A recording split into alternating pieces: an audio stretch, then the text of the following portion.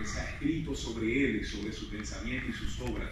Sus escritos se han estudiado desde el punto de vista antropológico, desde el estético, el sociológico, el psicológico, el filosófico, el semiótico, etc. Y resulta poco común que un etnólogo suscite tantas y tan variadas reacciones. Entre otras razones, para explicar este fenómeno se pueden citar, entre diversas razones, la diversidad de áreas del conocimiento que aborda, la vasta variedad temática de sus escritos, la novedad, la intrepidez, la conflictividad, incluso hasta oscuridad de algunas de sus expresiones, de sus acepciones, pero también la exquisita prodigalidad literaria con que expone sus ideas. Pues pasemos entonces, ya una vez presentado el personaje y su entorno, a conocer sobre sus ideas, y comenzaré hablando en términos de hoy de sus influencers, ¿no? Los grupos, las personas, las corrientes de pensamiento que influenciaron en la antropología estructural de Lévi-Strauss. Para construir su antropología estructural, Lévi-Strauss se apropia y reinterpreta un sinnúmero de ideas, muchas veces hasta contradictorias, de autores pertenecientes a muy diversos campos del pensamiento.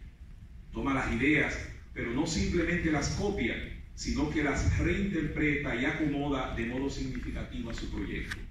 Una primera gran influencia que recibe Lévi-Strauss es la influencia del pensamiento francés, y podemos decir que se sitúa en continuidad con el pensamiento sociológico, antropológico francés y filosófico, pero también en ruptura, y es lo que vamos a repasar brevemente.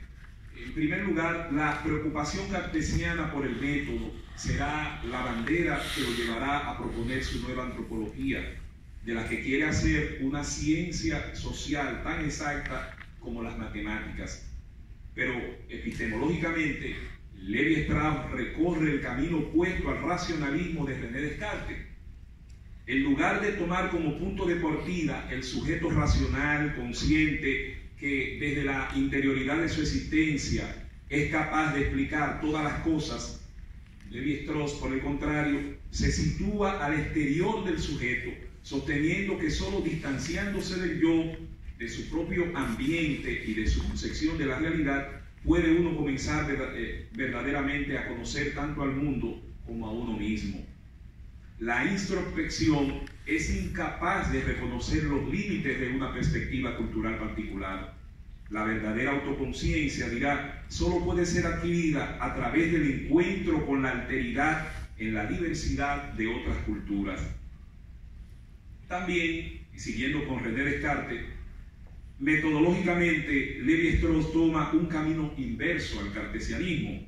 Si el método cartesiano consiste en dividir analíticamente los problemas en cuantas partes sean necesarias para resolverlos, y por el análisis de las partes llegar a entender el todo, Lévi-Strauss se preocupa por establecer conexiones entre elementos aparentemente incoherentes o disímiles, para acceder a la estructura común, simple y racional que da coherencia y explica la multiplicidad de fenómenos.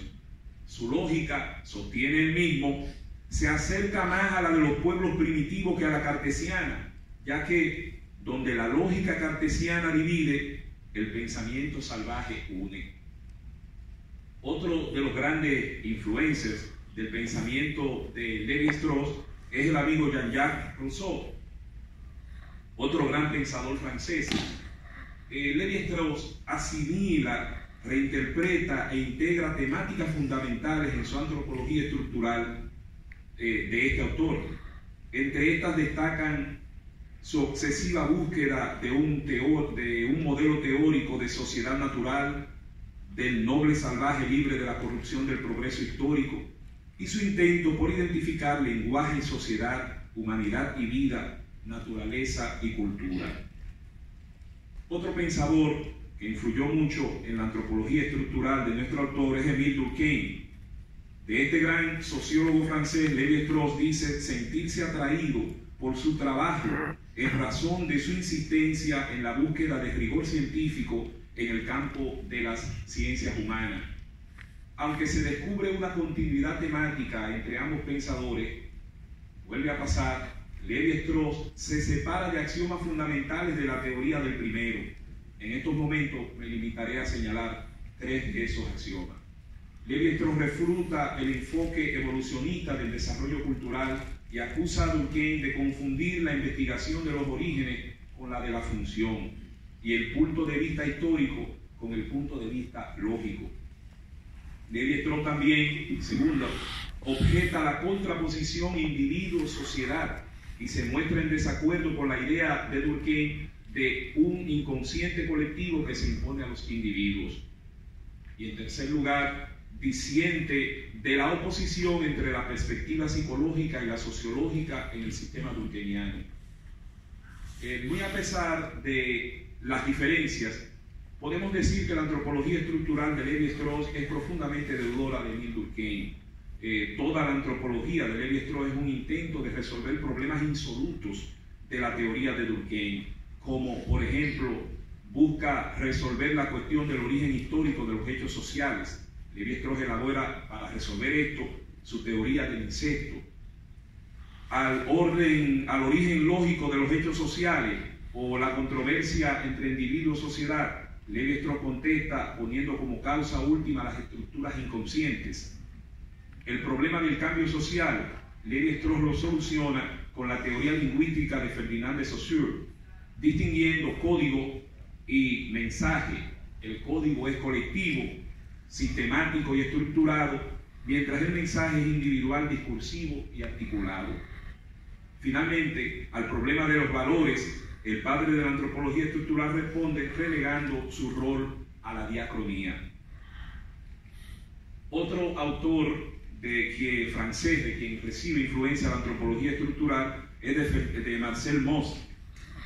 El padre de la antropología estructural toma de este sobrino de Émile Durkheim las ideas de hecho social total y el principio de reciprocidad que se constituirán en cimientos de la nueva antropología, pero se aparta también del pensamiento de Marcel porque considera que tiene un origen social.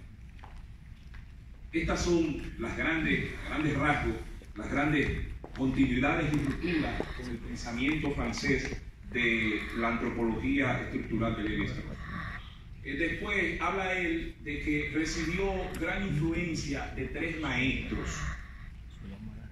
Además de situarse en continuidad con la tradición del pensamiento francés, el autor proclama a viva voz que los tres grandes maestros epistemológicos que lo guiaron en su interés hacia la construcción de la nueva antropología fueron la geología, el psicoanálisis y el marxismo.